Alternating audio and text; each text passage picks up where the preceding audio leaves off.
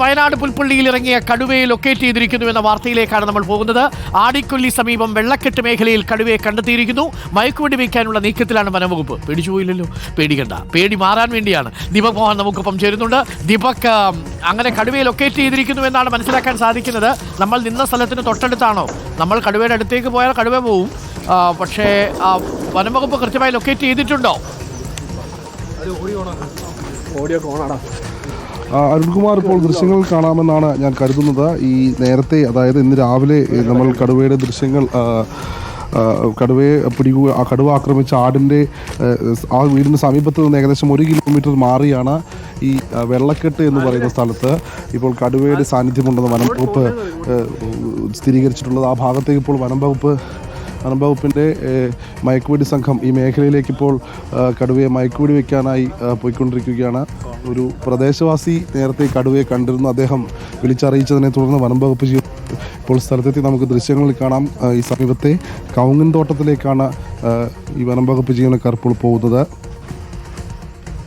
കടുവയെ ലൊക്കേറ്റ് ചെയ്തു. ഇപ്പോൾ പ്രേക്ഷകർ കാണുന്ന കമുകിൻ തോട്ടത്തിൽ കടുവയുണ്ട്. അതായത് നമ്മളിപ്പോൾ നിൽക്കുന്ന സ്ഥലത്തിന് തൊട്ടടുത്താണ് കടുവയുള്ളതല്ലേ? ഈ ചേട്ടനാണ് നേരത്തെ കടുവയെ കണ്ടത്. വനംവകുപ്പിൻ്റെ ദൗത്യം ഇപ്പോൾ ആരംഭിച്ചുകൊണ്ടിരിക്കുകയാണ്. നമുക്ക് ദൃശ്യങ്ങൾ കാണാം.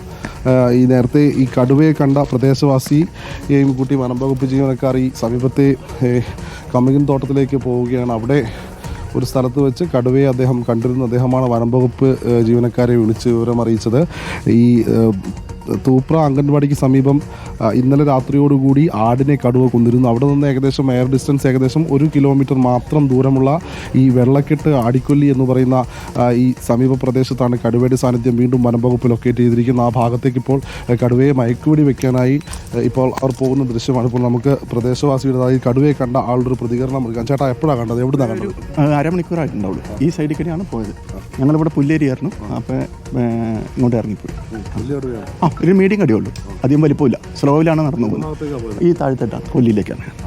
അരുൺകുമാർ, ഇപ്പോൾ ദൃശ്യങ്ങൾ കാണാം. വനംവകുപ്പിൻ്റെ മയക്കുവെടി സംഘവും RRT ടീം അംഗങ്ങളും ഇപ്പോൾ ഈ കടുവയ്ക്കായുള്ള തിരച്ചിൽ ആരംഭിച്ചു കഴിഞ്ഞു. കടുവയെ ലൊക്കേറ്റ് ചെയ്ത ഭാഗത്തേക്ക് അവർ പോയിക്കൊണ്ടിരിക്കുകയാണ്. ആ ഭാഗത്ത് അങ്ങോട്ടേക്കാണ് കടുവ പോയതെന്നാണ് ഇപ്പോൾ ദൃക്സാക്ഷി വനംവകുപ്പ് അധികൃതരോട് പറഞ്ഞത്. അതനുസരിച്ച് വനംവകുപ്പിൻ്റെ RRT ടീം അംഗങ്ങളും ഒപ്പം വെറ്റിനറി ടീമും മയക്കുവെടി എല്ലാം നിറച്ച് ആ ഭാഗത്തേക്ക് പോയിക്കൊണ്ടിരിക്കുകയാണ്. ഷീൽഡുകളും എല്ലാ സുരക്ഷാ സംവിധാനങ്ങളും അവർക്കുണ്ട്. മുൻപിലായി വനംവകുപ്പിൻ്റെ മയക്കുവെടി സംഘവും അതിന് തൊട്ട് പിന്നിലായി 10 പേരടങ്ങുന്ന RRT ടീം അംഗങ്ങളും ഈ സംഘത്തെ ഫോളോ ചെയ്തുകൊണ്ട് കടുവയുടെ കാൽപ്പാടുകൾ കേന്ദ്രീകരിച്ച് ആണ് ഈ ഭാഗത്തേക്ക് ഇപ്പോൾ പോയിക്കൊണ്ടിരിക്കുന്നത്.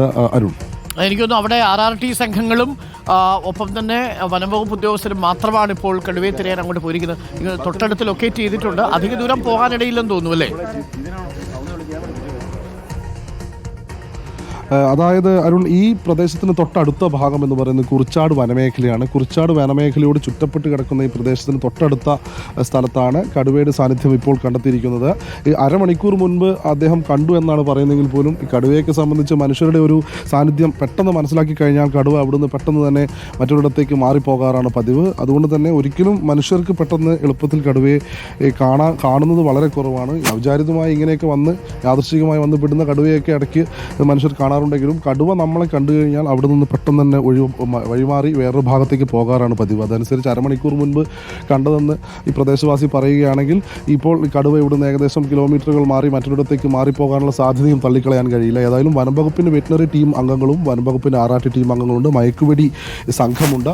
ഇവർ എല്ലാവരും കൂടി ഒരുമിച്ചാണ് ഇപ്പോൾ ആ ഭാഗത്തേക്ക് കടുവയെ കണ്ടെത്താനായി കടുവയുടെ കാൽപ്പാടുകൾ കേന്ദ്രീകരിച്ച് പരിശോധിച്ചുകൊണ്ട് ആ ഭാഗത്തേക്ക് ഇപ്പോൾ നീങ്ങിയിട്ടുള്ളത്. അവർ കടുവയെ ലൊക്കേറ്റ് ചെയ്തു എന്നാണ് മനസ്സിലാക്കുന്നത്. അതോടൊപ്പം ഡ്രോൺ ഉപയോഗിച്ച് പരിശോധന നടത്തുന്നുണ്ട്. ഇന്നലെ രാത്രിയൊക്കെ നമ്മൾ കണ്ടതാണ് ഈ തെർമൽ സ്കാനർ ഡ്രോൺ ഉപയോഗിച്ച്, അതായത് ശാരീരിക ഊഷ്മാവ് പരിശോധിച്ചുകൊണ്ടുള്ള ഈ കടുവയെ നിരീക്ഷിച്ചിരുന്നു. ആ സമയത്ത് കടുവയുടെ ദൃശ്യങ്ങൾ കൃത്യമായി പതിഞ്ഞിരുന്നു. എന്നാൽ പകൽ സമയത്ത് ഈ തെർമൽ സ്കാനർ ഡ്രോൺ ഉപയോഗിച്ചുള്ള പരിശോധന അത് നടക്കില്ല. അതുകൊണ്ട് തന്നെ സാധാരണ ഡ്രോൺ ഉപയോഗിച്ചുള്ള പരിശോധനയാണ് ഇപ്പോൾ നടക്കുന്നത്. മാത്രമല്ല ഇവിടെയൊക്കെ ഈ കൃഷിയിടങ്ങളും തോട്ടമേഖലയൊക്കെ ആയതുകൊണ്ട് തന്നെ ഡ്രോൺ ഉപയോഗിച്ചുള്ള പരിശോധനയിൽ കൃത്യമായി കടുവയെ കാണണമെന്നുള്ളത് ഭാഗ്യം പോലെ ഇരിക്കും. കൃത്യമായി കണ്ടാൽ ആ ഭാഗത്തേക്ക് കേന്ദ്രീകരിച്ച് പരിശോധന നടത്താൻ കഴിയും. പക്ഷേ അതല്ലെങ്കിൽ കടുവയെ കണ്ടെത്തുക എന്നുള്ളത് പ്രയാസകരമാണ്. ഏതായാലും ഇപ്പോൾ കാൽപ്പാടുകൾ കേന്ദ്രീകരിച്ചാണ് ഇപ്പോൾ വനം വകുപ്പ് ജീവനക്കാർ ഇവിടുത്തെ പ്രദേശവാസി നേരത്തെ കടുവയെ കണ്ടതനുസരിച്ച് ആ ഭാഗത്തേക്ക് ഇപ്പോൾ കടുവയെ ലൊക്കേറ്റ് ചെയ്ത ഭാഗത്തേക്ക് ഇപ്പോൾ നീങ്ങിക്കൊണ്ടിരിക്കുന്നത്. അരുൺ.